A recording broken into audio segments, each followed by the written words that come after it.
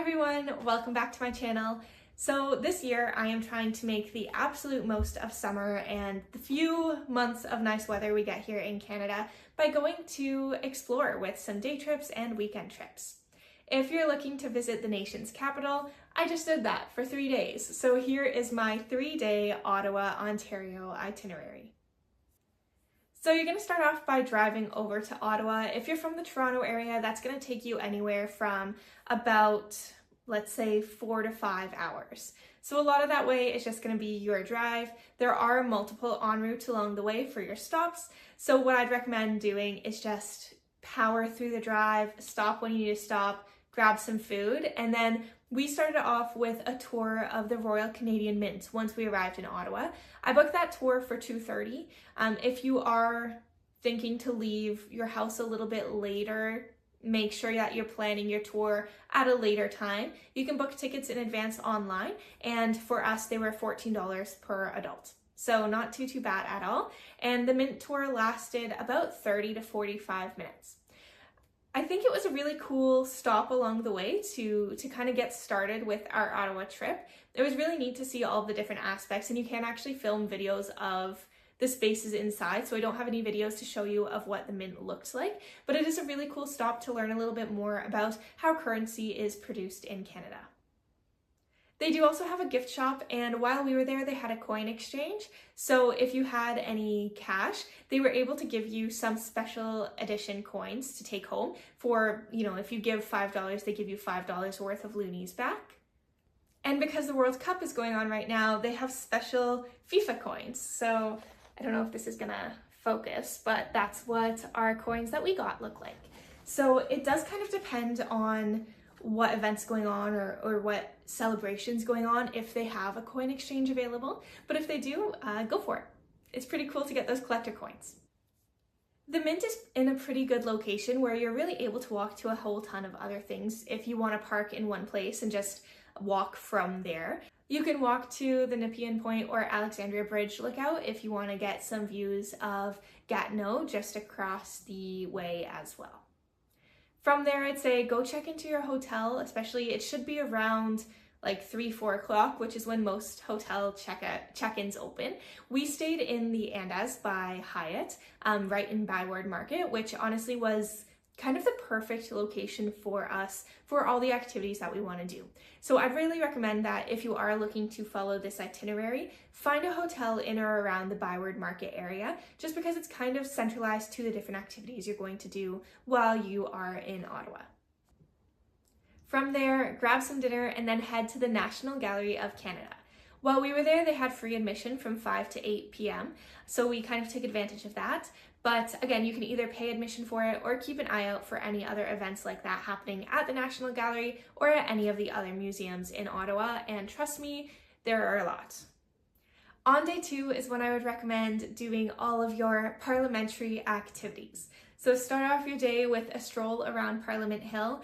One thing that is a shame that I do want to note for you folks so you're not disappointed when you go there is that Parliament Hill, especially Centre Block, is currently under construction.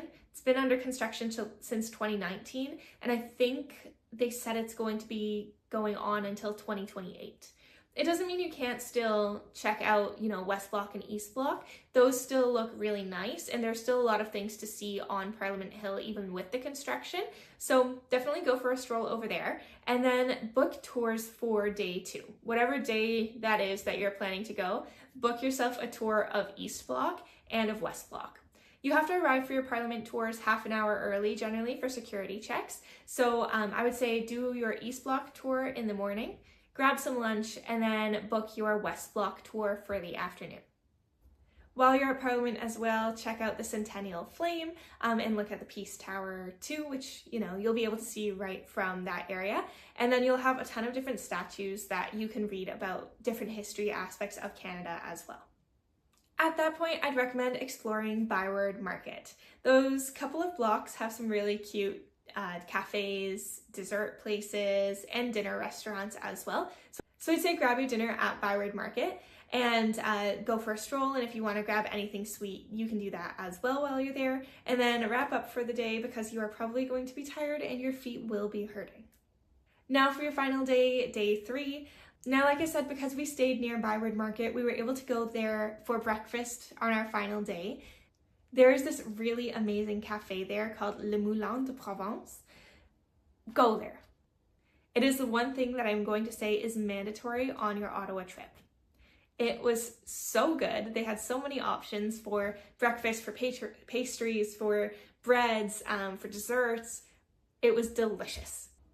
From there, we headed to do one final tour in Ottawa for the Senate building, which is temporarily located in a new location because Center Block is closed. So it's happening in, it used to be the Ottawa train station many, many years ago. So it's cool to see the architecture of that train station and how they've transformed it for Senate activities. And then after Senate, you're really going to want to start heading home. Our Senate tour was at 11, so it finished by about 11:30, and we had kind of already seen everything else we wanted to see in Ottawa. So we started the drive back, and on the drive back, the thing that's really great is that if you still have the energy to do so, there are a lot of different stops you can make along the way. We stopped in Perth, which is about an hour outside of Ottawa, but it is on the way back towards Toronto kind of area. So you can stop there for either some ice cream or to go to a cute local restaurant for lunch as well. And then from that, continue on. There are some other stops you can make. Stop in Kingston, stop at Presqu'île National Park, and then finally you can also stop at the Big Apple in Colborne, Ontario. So a few different stops along the way if you wanted to break up your drive back and see a few more things before you get back home at the end of day 3. So I hope you find this helpful if you are planning a trip to Ottawa anytime soon. Obviously, there are also other things you can do in the city if you are really into seeing the different museums that exist. There are, like I said, tons of different museums there. So pick and choose what makes most sense to you. There's a hop-on, hop-off bus tour as well. There is kind of like a river cruise if you wanted to take that instead of something else. So pick and choose what makes most sense to you and your interests and your itinerary and the group that you're traveling with, and go from there. But hopefully this is a good start for you for a 3-day Ottawa itinerary. If you have any questions, leave them in the comments below. If you like this video, give it a thumbs up. Subscribe to my channel for more travel itineraries as well, and I will see you next time. Bye!